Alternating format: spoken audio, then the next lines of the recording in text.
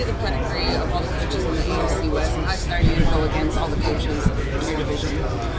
Well, I'm going to go about it in a very competitive manner. I've gone against these guys for a long time, and I'm not going to assume that I've got them figured out. We got to study and work our tails off to figure out what's coming up now, how they've grown and evolved and all that.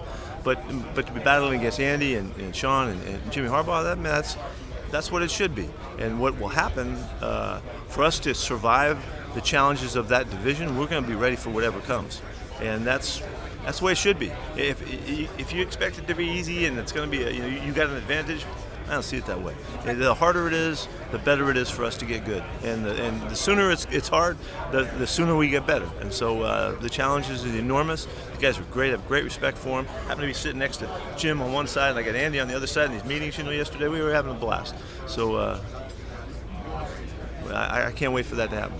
Yeah, I wouldn't limit it just to the AFC West. I mean, it's across the board. I mean, my wife Sarah was asking me that the other night, and you just look around the room. I mean, it's every coach, it's every staff, it's every organization.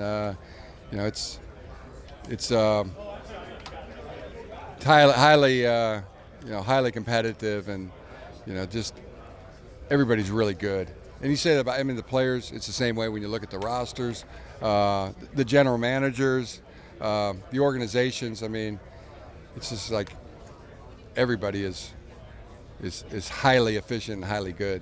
What were your thoughts on the two defensive players you lost to Denver, Greenlaw, Hufanga, and how much did you try to potentially retain those two guys? Oh, it was tough. Those are two players. First of all, just two great players that have helped us a ton. Two great people, two of my favorite guys just to work with in my career.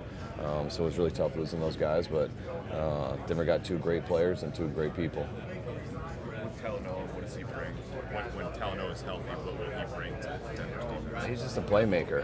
The way he communicates back there, he calms all the other 10 guys down. He's really great in the secondary. He's got great anticipation, and when he's out there flying around, he makes defenses better. What were your impressions of Bo Nix in his first playoff start? Yeah, very impressed with Bo Nix, especially for a rookie quarterback. Not surprised that he led his team to the playoffs, and we were fortunate. We played a pretty good game that day, and that's a hard deal when you're going in there as a playoff quarterback, a rookie at that, and then having to go on the road in that type of environment. So I'm sure he's destined for greatness the way he showed in this first season.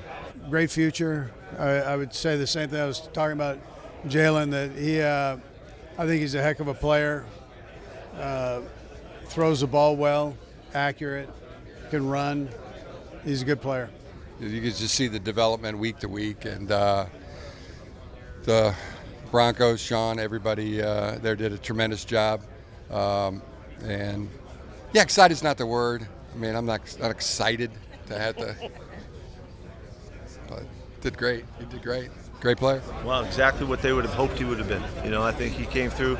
I saw him from the opening game of the year, and he was not ready to be the guy that he showed that he was later on in the season. He became a dynamic football player very quickly. I think a tremendous amount of credit goes to Sean building him, and making him, because it's hard to figure those guys out sometimes, and everybody has their own way of going about it, and the results are all across the lot, how the young guys do.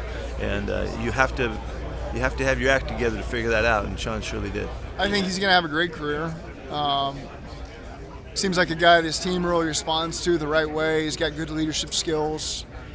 They seem to believe in him, which is a huge piece of the puzzle. So excited to watch him continue to evolve.